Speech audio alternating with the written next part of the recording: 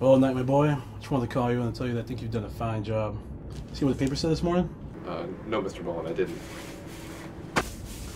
They're calling our TZ100 prototype the fastest computing engine in the world. Excellent for the purposes of mathematics, or even beyond that. What's wrong, Nipe? Aren't you pleased? Aren't you proud? Of course, Mr. Bowen. I don't think I have to remind you that your contribution, especially to original plans, was an excellent one. Bet you take a week's holiday. It'll do you good. I don't know, sir. I'd like you to take a week's holiday. You've earned it. All right, sir, if you wish.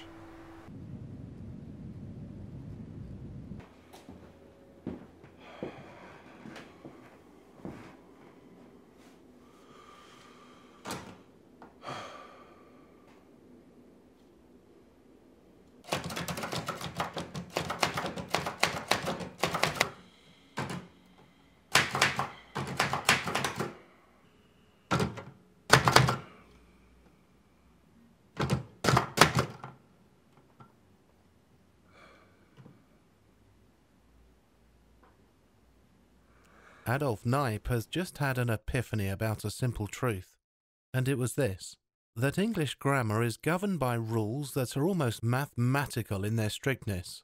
Given the words and given the sense of what is to be said, then there's only one correct order in which these words can be arranged.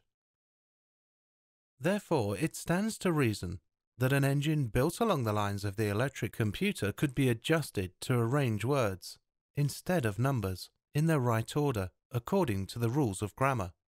Then feed it with plots and leave it to write the sentences. Adolf wasted no time with his new idea. Well, Nipe, my boy, you look, better. Did you have a good holiday? Look, Mr. Bowen, I've had an idea.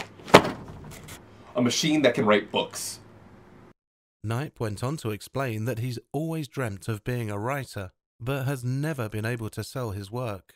Using his new machine, he called it the Great Grammatizator, they could print out books far faster than any writer, set up their own literary agency, and distribute the books under made-up names. They could even use their own names if they wanted to. I just don't know about all this. It's kind of hard to believe. You show me this machine, and maybe I'll believe you. And so Knipe printed his stories. Much to the delight of Mr. Bolan, they were hits. Concise, clever, and effective. Each story spurned out by the machine was as good as the last. Thus, Bolan and Knipe Literary Agency began. The money started pouring in. Knipe deliberately stepped up the output, and in 6 months' time he was delivering 30 stories a week and selling the majority. He began to make a name for himself in literary circles as a relentlessly prolific author. At the same time, Knipe was building up a horde of fictitious persons as promising young authors. At this point, it was decided to adapt the machine for writing novels as well as stories. See here, Mr. Bowen, we still have too much competition. Why don't we just absorb all the other writers in the country? Absorb? I'm not quite sure I know what you're talking about. I mean, exactly like Rockefeller did. Simply buy them out. And if they won't sell, we squeeze them out. It's easy. That's bold, Nipe. Too bold. I have a list here, Mr. Bowen, of 50 of the most successful writers in the country. What I plan to do is offer each one of them a lifetime contract with pay. All they have to do is undertake never to write another word. And of course, to let us use their names on our own stuff. How about that? Preposterous. Never agreed to that. You don't know writers like I do, Mr. Bowen. All they're interested in is money, like everyone else. In the end, under much duress, Mr. Bolan agreed to the plan. And so, if you agree to the contract, you'd be taken care of for life. But it took more than a one denial to discourage Knipe. His next visit was to a popular romance novelist. Well, it's all quite interesting, but you realize it's a bit hard to believe. Well then, miss, why don't you come see it with your own eyes? Sure. I'd like to see this machine work. A romance novel by you. As Valerie read the novel, she became more and more interested. After getting through only the first several pages of it, she was ready to commit to the idea. There's one of them out of the way. Nice work, my boy. You know why she signed? Not a clue.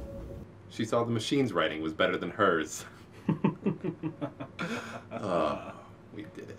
This last year, it was estimated that at least 1/2 of all the novels and stories published in the English language were produced by the Great Automatic Grammatizator.